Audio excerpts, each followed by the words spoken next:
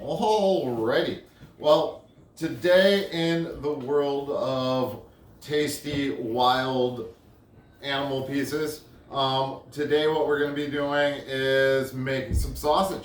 So, what we did here is we took the lean hams or the back legs from the wild boar and we diced it all up. We added in 40% pork back fat. We got this from a local butcher up here in our cold white north where we live. Total came out to be about 14 pounds. And so when I go to make sausage, I like to add in 5 grams per pound of salt and our seasonings. And so we'll do that real quick. Sprinkle in our salt, add in our spices, and this we pre-ground. We're making kind of a breakfast sausage type idea, but you can make whatever type of sausage you want. So our next goal will be real quick, mix up all of our salt, all of our spice, make sure it gets incorporated, and I personally like to do this before grinding. I feel like all of the spices get incorporated in a little bit better.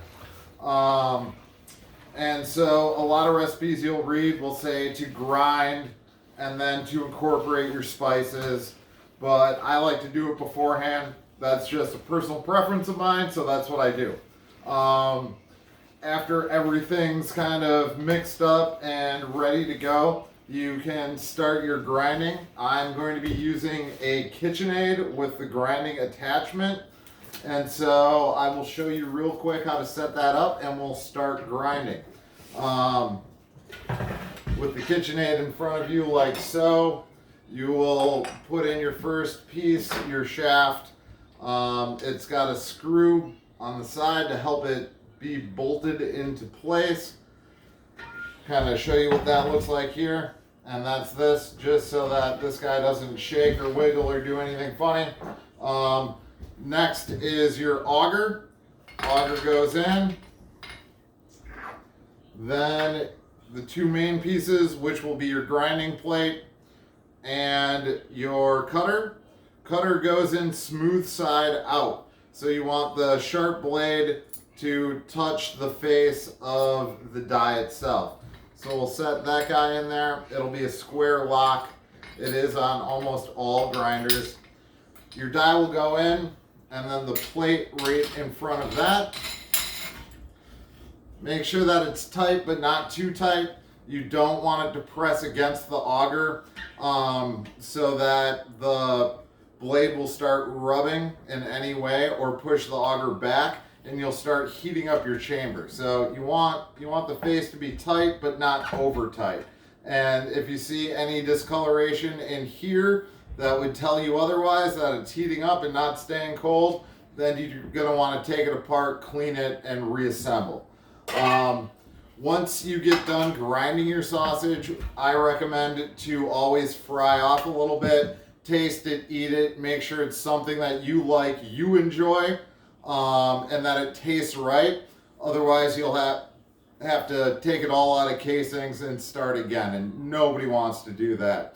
So I'm gonna quick turn around, grab some gloves, and I'll show you the beginning of the grinding and what we kind of want and expect the meat to look like. Get our trusty gloves on here real quick.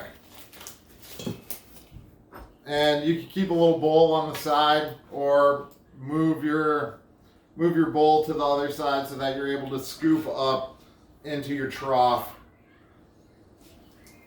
You want it right about on 10 to 8. I like it a little bit slower. It makes me feel like I might have a little bit more control over what I'm doing, but who really knows? It's a machine. It's doing its job. So fill your chamber, keep pressing down, keep going, and you can kind of keep an eye on what's coming out as you're going. You want to see separation in between the fat and the meat itself. If it starts to look like it's all running together as one congruent, then your blade probably isn't set on right. But as you can see here, you can see the separation of the meat and the fat itself. And like I said, if it runs together, the blade probably isn't set on right. So reassemble and start from there.